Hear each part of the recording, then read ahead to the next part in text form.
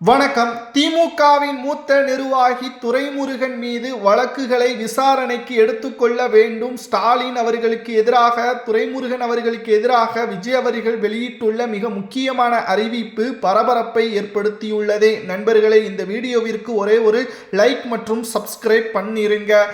நீர்வளத்துறை அமைச்சராக திமுகவின் ஆட்சியில் செயல்பட்ட துரைமுருகன் அவர்கள் பல ஆயிரம் கோடி ஊழலை மணல் கொள்ளை மூலமாக செயல்பட்டுள்ளார் என்று அவர் மீது ஏற்கனவே வழக்குகள் நிலுவையில் இருக்கிறது. அந்த வழக்கை மீண்டும் விசாரணைக்கு எடுத்து நடத்த வேண்டும். அதில் இருந்து ஒட்டுமொத்தமான குற்றச்சாட்டுகள் உண்மைதான் என்று நிரூபணமானால் அவரது சொத்துக்களில் 75% பறிப்பதற்கு நீதிமன்றத்திற்கு நாம் அறிவுரைகளை கூற வேண்டும் என்று திமுகவிற்கு எதிராக ஒட்டுமொத்தமாக விஜய் அவர்கள் பொறுப்பேற்ற 8வது நாளில் IAS IPS அதிகாரிகளை கலந்து ஆலோசனை செய்து இந்த முடிவிற்கு விஜய் அவர்கள் வந்துள்ளார். அதாவது திமுக ஆட்சி காலத்தின் பொழுது நீர்வளத்துறை இருந்த அமைச்சராக துரைமுருகன் அவர்கள் செயல்பட்டார்.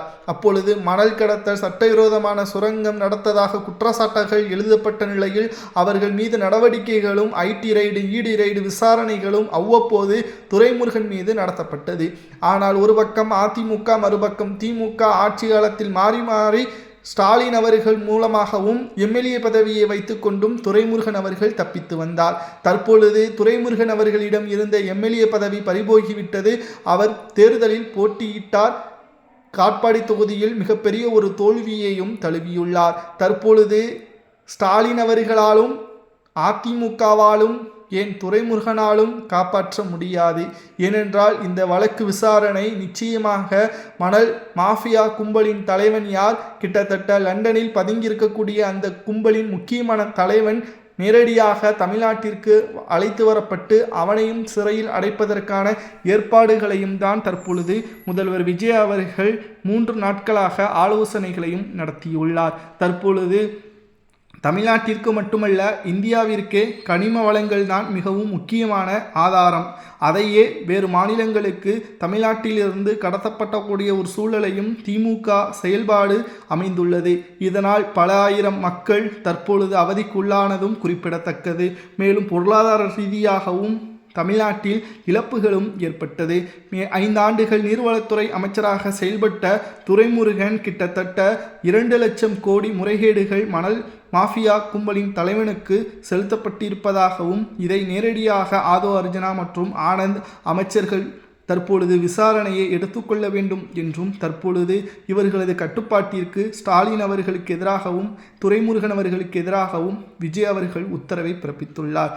இன்னும் 24 நாட்களில் இந்த முழுமையான ஆதாரங்களை அடிப்படையாக வைத்து இந்த வழக்கை முடித்துக்கொண்டு நீதிமன்றத்தில் சமர்ப்பிக்க வேண்டும் என்பதையும் தற்பொழுது விஜய் அவர்கள் உத்தரவை பிறப்பித்துள்ளார். வயதான காலத்தில் அளவுக்கு அதிகமான பணம் அவரை ஒட்டுமொத்தமாக சிறையில் அடைக்கக்கூடிய ஒரு சூழலையும் உருவாக்கிவிட்டது. தற்பொழுது ராகுல் காந்தியின் ஆதரவும் திமுகவிற்கு இல்லை, மேலும் பாஜகவின் ஆதரவும் திமுகவிற்கு இல்லை. தற்பொழுது துரைமுருகன் வயதான காலத்தில் புழல் சிறையிலோ அல்லது திகார் சிறைச்சாலையிலோ மணல் கொள்ளை மூலமாக அவரது கைது உறுதி செய்யப்பட்டு வழக்கு பதிவுகள் மேற்கொள்ளப்பட்டு விசாரணைக்காக அழைத்து செல்லப்பட்டால் நிச்சயமாக அவரால் தாக்குப்பிடிக்க முடியாது என்றும் கூறப்படுகிறது. மேலும் தமிழ்நாட்டில் திராவிட முன்னேற்ற கழகத்தின் ஆட்சியே அதிகாரத்தை பயன்படுத்தி பல தவறான செயல்பாடுகளில் ஈடுபட்ட துரைமுருகன் ஒரு நாள் அதிகாரங்கள் இல்லாத பொழுது நாம் சிக்கிக்கொள்வோம் என்ற எண்ணம் அவருக்கு இருந்திருந்தால் மக்களுக்காகவும் தன்னை நம்பி வாக்களித்த அந்த தொகுதி மக்களுக்காகவும் நல்லது செய்திருப்பார். ஆனால் யாரோ ஒருவருக்காக பல கோடிகளை தற்பொழுது மணல் கொள்ளை மூலமாக மாஃபியாவின் தலைவன் யார் என்பதையும் தற்பொழுது இன்னும் ஒரு சில வாரங்களில் வெட்ட வெளிச்சத்திற்கு வரும். அதற்கு பிறகு துரைமுருகன் நிச்சயமாக சிறைக்கு செல்வாரா என்றும் பலரும் கூறி வருகிறார்கள். திராவிட முன்னேற்ற கழகம் தற்பொழுது மிகப்பெரிய ஒரு நெருக்கடியில் சிக்கிக் கொண்டிருக்கிறது. திமுகவிற்கு எதிராக அதிமுக தான் என்று கூறி வந்த ஸ்டாலின் அவர்கள் தற்பொழுது திமுக 3வது இடத்திற்கு தள்ளப்படும். மக்கள் திமுகவை வெறுத்து விட்டார்கள். தற்பொழுது எதிர்க்கட்சியாக திமுக இருக்கலாம், எதிர்காலத்தில் அந்த எதிர்க்கட்சியையும் திமுகவால் தக்க வைத்துக் கொள்ள முடியாது என்றும் கூறப்படுகிறது. மேலும் கல்யாண விழாக்கள் போன்ற முக்கியமான நிகழ்ச்சிகளில் திமுகவின் தலைமை பங்கேற்கிறது. அப்பொழுதும் கூட இன்ஸ்டாகிராம் மூலமாகத்தான் விஜய் அவர்கள் முதல்வராக பொறுப்பேற்றிருக்கிறார் என்று கூறுகிறார். நீங்களும் இன்ஸ்டாகிராம் மூலமாகத்தானே பல ப்ரமோஷன்களையும் நீங்கள் செய்தீர்கள். அது ஏன் உங்களது கவனத்திற்கு செல்லவில்லையா?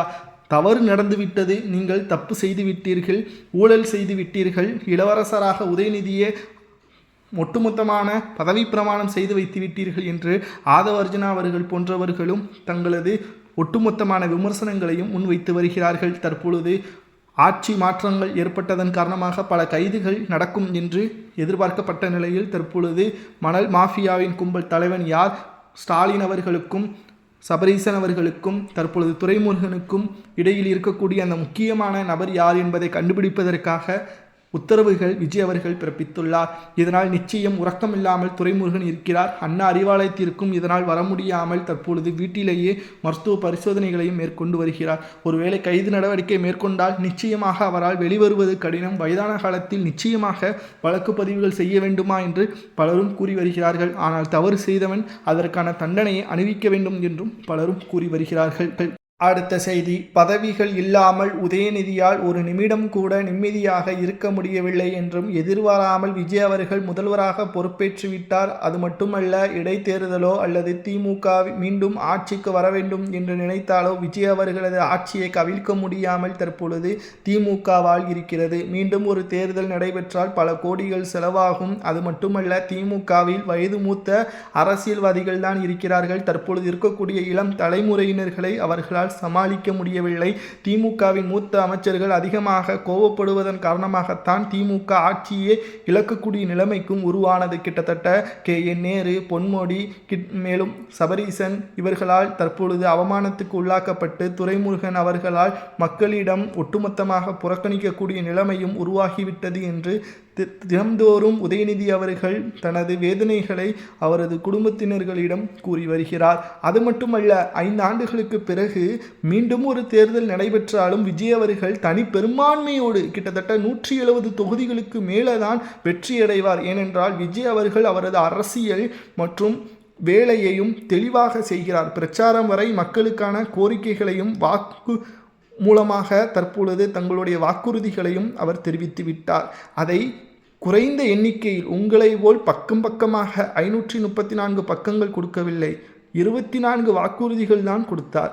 அதை நிச்சயமாக நிறைவேற்றுவேன் என்பதையும் கூறினார். அதற்கான பணிகளையும் தற்பொழுது நடைபெற்று கொண்டிருக்கிறார். உங்களை போல் பதவியேற்ற பிறகு வீட்டிலேயே உறங்கிக் கொண்டு நடுராத்திரியில் வந்து வேலை செய்யவில்லை என்றும் தற்பொழுது குற்றங்கள் சாட்டப்பட்டுள்ளது. திமுக தோல்வியடைந்ததற்கு திமுகவின் மூத்த நிர்வாகிகளும் ஊழலும் சபரீசன் மற்றும் துரைமுருகன் மணல் கொள்ளை மூலமாக ஊழல் செய்ததும் தான் தற்பொழுது காரணம் என்றும் குற்றம் சாட்டப்படுகிறது. வழக்கு பதிவு சென்றால் திமுகவின் பல மாஜி அமைச்சர்கள் சிறைக்கு செல்வார்கள் என்றும் கூறப்படுகிறது. அப்படி சிறைக்கு செல்லப்பட்டால் என்ன தண்டனை கொடுக்கலாம் என்பதை கமெண்ட் வாயிலாக மறக்காமல் கூறுங்கள்.